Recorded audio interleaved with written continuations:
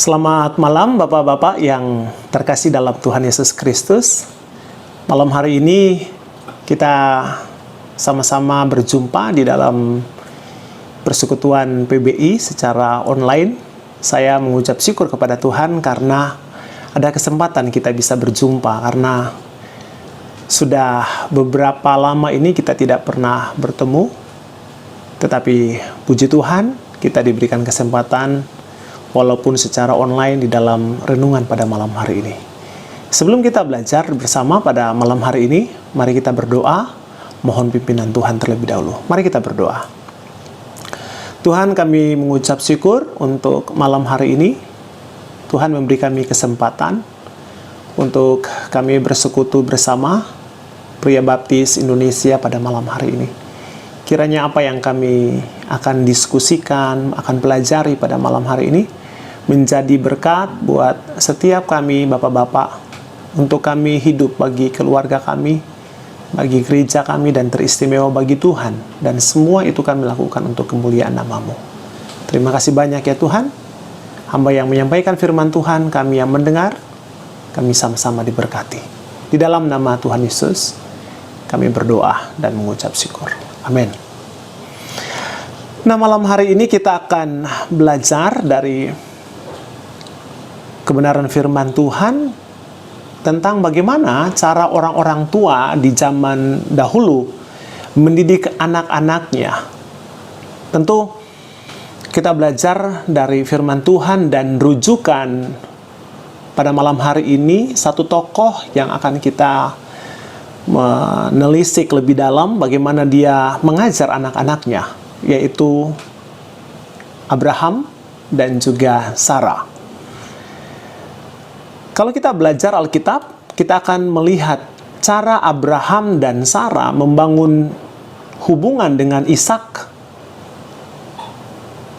menggambarkan tentang kasih sayang seorang ayah dan ibu kepada Ishak, anak mereka. Dan mungkin ini agak sedikit berbeda dengan kasih yang rupanya kita sebagai orang tua zaman sekarang ini ngajarkan kepada anak-anaknya. Perbedaannya nanti kita lihat letaknya di mana untuk kita bisa belajar. Sebelumnya kita belajar sedikit latar belakang tentang cerita Abraham dan Sarah ini. Tuhan memberikan janji bahwa dia akan memiliki anak. Terus kita maju sedikit di Kejadian pasal yang ke-15, 1-6 juga menjelaskan hal yang sama. Allah memberikan janji. Tetapi tentu janji Allah, ya kita harus sadari bahwa ketika diberikan janji tidak langsung pada saat itu tergenapi. Mungkin butuh waktu, ada yang setahun, 2 tahun, ada yang belasan tahun, bahkan puluhan tahun. Abraham pun mengalami hal yang sama. Kalau maju lagi di pasal yang ke-17, Allah pun memberikan janji kepada Abraham. Tetapi bedanya ketika dia menerima janji ini, dia sudah berumur 99 tahun. Atau 24 tahun lebih ketika dia mendapat janji yang pertama. Saya baca aja. Pasal 17 ayat 1. Ketika Abraham berumur 99 tahun, maka Tuhan menampakkan diri kepada Abraham dan berfirman kepadanya, "Akulah Allah yang Maha Kuasa, hiduplah di hadapanku dengan tidak bercela. Aku akan mengadakan perjanjian antara aku dan engkau, dan aku akan membuat engkau sangat banyak." Ayat yang kita sudah baca ini ternyata tidak cukup janji ini, karena di pasal yang ke-18 ayat yang pertama juga kita melihat kemudian Tuhan menampakkan diri kepada Abraham dekat pohon tarbantin di Memre, sedang ia duduk di pintu kemahnya waktu hari panas terik. Kemudian di ayat yang ke-10 dari pasal 18, dan firman-Nya, "Sesungguhnya aku akan kembali tahun depan dan mendapatkan engkau. Pada waktu itulah Sarah istrimu akan mempunyai seorang anak laki-laki." Dan Sarah mendengarnya pada pintu kemah di belakangnya. Adapun Abraham dan Sarah telah tua dan lanjut umurnya, dan Sarah telah mati haid. Jadi kita melihat janji yang Tuhan berikan ini durasi waktunya panjang sekali. Bahkan sampai 24 tahun setelah janji diberikan, belum terrealisasi, belum tergenapi. Ini baru tergenapi di pasal 21 ketika Tuhan selesai memberikan janjinya dan akhirnya Sarah hamil dan tahun berikutnya dia mengandung dan akhirnya melahirkan ketika Abraham berumur 100 tahun. Kejadian pasal 21 ayat 1 sampai 3 menjelaskan tentang Abraham berumur 100 tahun waktu Ishak lahir. Nah, tentu kita bisa mengerti satu hal bahwa memang ketika Tuhan memberikan janji ini dan 25 tahun setelah janji diberikan dan itu tergenapi, memang Ismail juga sudah lahir. Karena di Kejadian pasal 16 ayat yang ke-16, Abraham mendekati Hagar, pembantu dari Abraham dan Sarah ini, di umurnya yang ke-86 tahun, sehingga Ismail lahir ketika Abraham berumur 86 tahun. Jadi ketika Ishak lahir, Ismail sudah berusia 14 tahun karena 86 Abraham berusia 86, ada Ismail, dan tambah 14 menjadi usianya 100 tahun. Baru lahirlah Ishak. Tetapi malam hari ini fokus pembahasan kita bukan pada Ismail, bukan kepada Hagar, tetapi fokus pembahasan kita malam hari ini kepada Abraham dan Sarah. Bagaimana mereka mendidik dan mengajar Ishak di dalam kebenaran firman Tuhan. Minimal ada dua hal penting yang kita pelajari bagaimana cara mereka mendidik dan mengajar Ishak. Yang pertama, mereka memberi identitas kepada Ishak melalui sunat. Kejadian 21 ayat 4. Kemudian Abraham menyunat Ishak, anaknya itu, ketika berumur 8 hari seperti yang diperintahkan Allah kepadanya. Tentu bapak-bapak memahami bahwa memotong bagian sensitif dari seorang bayi tampaknya bukan menunjukkan perbuatan kasih. Tetapi sesungguhnya hal ini yang merupakan penyataan kasih Abraham dan Sarah kepada Ishak. Melalui sunat, mereka memberi identitas kepada Ishak, anak mereka, laki-laki yang satu-satunya. Sunat adalah cara Abraham dan keturunannya menandai diri mereka sebagai orang-orang yang mempunyai hubungan perjanjian yang khusus dengan Allah melalui sunat. Dapat dilihat dalam Kejadian 17 ayat yang ke-10. Nah, di dalam PB, Perjanjian Baru, kita menemukan bahwa sunat bukan lagi secara fisik, tetapi sunat itu secara hati atau secara rohani. Tentu ada sangat jauh perbedaannya, karena sunat fisik, penanggalan secara fisik. Sunat rohani adalah penanggalan dosa dan mengenakan Kristus sebagai satu-satunya kebenaran di dalam hidup setiap orang yang percaya. Oleh sebab itu, pertanyaan yang perlu kita renungkan bersama sebagai bapak-bapak, bagaimana dengan kita semua? Apa yang sudah kita lakukan? Orang-orang di dunia ini sibuk untuk mencari identitas mereka dengan menghasilkan atau dengan menghabiskan waktu, tenaga, uang, dan semua kekuatan dalam diri mereka hanya untuk menemukan identitas mereka. Bukankah anak-anak kita juga mengalami hal yang sama? Mencari identitas. Dan kadang-kadang mencari di tempat yang salah. Oleh sebab itu, pelajaran malam hari ini akan mengajar kita dan mendorong kita untuk kita bisa mengerti dan kita melakukan seperti yang firman Tuhan ajarkan melalui keteladanan Abraham dan juga Sarah, istrinya. Bagaimana mereka meletakkan identitas yang benar bahwa Ishak ini adalah milik Tuhan.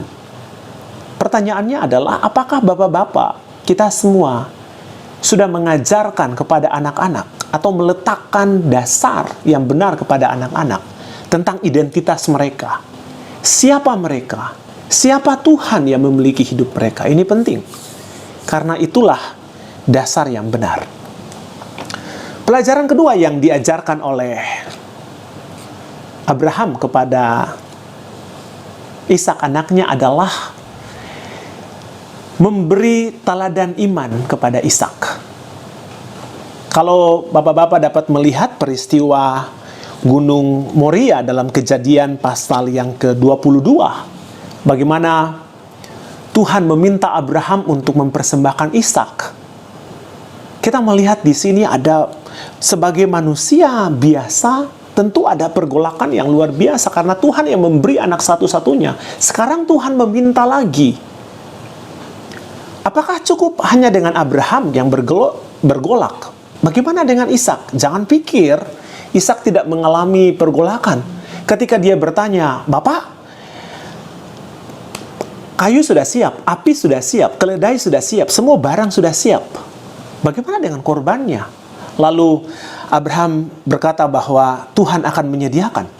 Dan ketika sampai ke Gunung Moria itu, dan Abraham mengikat kaki dan tangan Ishak di atas kayu-kayu dan siap untuk mempersembahkan dia di hadapan Tuhan, apakah Ishak tidak tahu bahwa dia sedang dipersiapkan untuk dikorbankan? Saya yakin dan percaya Ishak tahu. Ketika dia diikat kakinya, diikat tangannya di atas kayu-kayu kering, dan pisau sudah siap menancap di tubuhnya, dan seketika itu juga dia pasti akan mati. Tidak ada domba di sana untuk disembelih. Dia tahu dengan pasti bahwa dia adalah korban yang telah dipersiapkan. Tapi kita melihat dalam kisah ini, pada akhirnya Tuhan menyediakan domba sebagai ganti Ishak.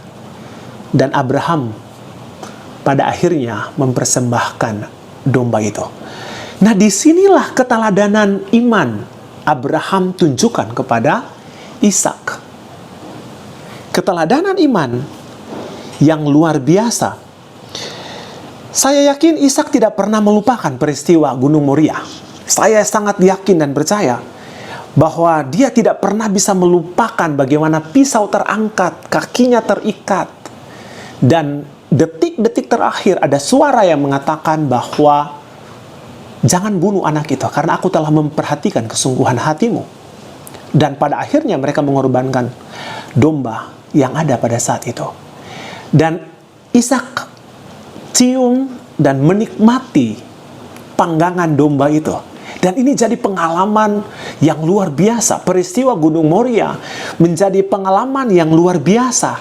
Karena peristiwa inilah Ishak dapat melihat kesungguhan dan keteladanan iman dari bapaknya. Itulah teladan yang harus diajarkan dari seorang ayah kepada anak-anaknya.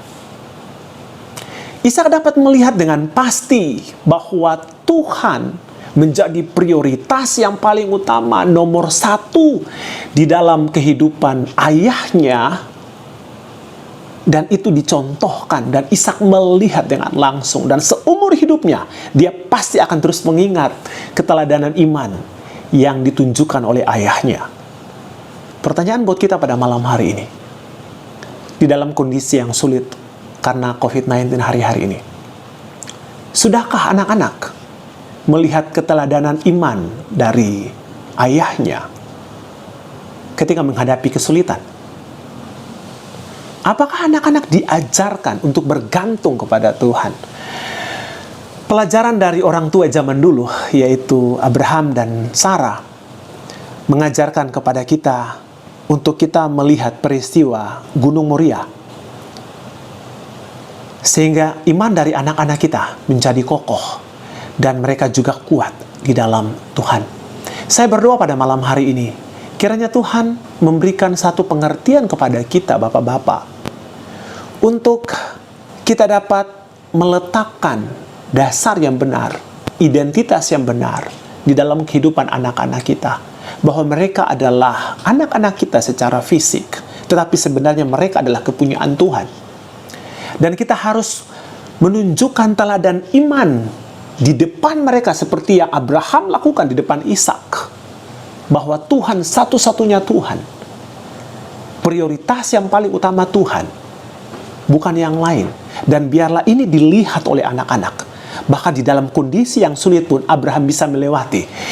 Karena ada pengalaman-pengalaman yang jauh lebih banyak dilewati bersama dengan Abraham. Biarlah ini menjadi berkat buat kita pada malam hari ini. Dalam kondisi-kondisi yang sulit, Bapak-Bapak tetap ambil momentum ini untuk berdiri di hadapan Tuhan bagi keluarga kita masing-masing. Kiranya Tuhan memberkati kita semua. Mari kita berdoa. Tuhan, terima kasih untuk firman Tuhan yang sederhana malam hari ini sudah disampaikan kepada kami semua. Biarlah kami semua boleh mengajarkan identitas yang benar kepada anak-anak kami, dan juga mungkin kepada kami sendiri ketika kami sedang bingung siapa kami, apa yang harus kami lakukan, tujuan apa yang harus kami jalani dalam hidup kami. Kami mengerti bahwa identitas kami adalah di dalam Tuhan, karena kami telah disunat, bukan sunat lahiriah, tetapi sunat di hati kami, yaitu penanggalan manusia lama dan mengenakan Kristus dan kebenaran di dalam kehidupan kami. Bukan hanya itu, tetapi biarlah kami sebagai bapak-bapak dapat menunjukkan teladan iman di hadapan anak-anak kami, seperti Abraham melakukannya di hadapan Ishak. Ishak mengerti bahwa Tuhan adalah satu-satunya prioritas yang paling utama, nomor satu di dalam seluruh kehidupan Abraham. Dan itu menjadikannya kuat dan tangguh sebagai seorang anak, bahkan ketika dia menjadi seorang ayah juga. Terima kasih banyak ya Tuhan. Hamba berdoa buat setiap bapak-bapak, kiranya Tuhan menguatkan mereka. Yang sakit, kiranya Tuhan menyembuhkan. Yang sedang lemah imannya, Tuhan kuatkan. Yang sedang mengalami pergumulan-pergumulan, Tuhan memberikan jalan keluar. Berdoa untuk pemulihan Pak Gembala, kiranya Tuhan memulihkan hamba-Mu ini. Terima kasih banyak ya Tuhan. Ini seluruh doa dan ucapan syukur kami yang kami panjatkan dalam nama Tuhan Yesus Kristus, Tuhan dan Juru Selamat kami yang hidup. Amin. Tuhan Yesus memberkati kita semua.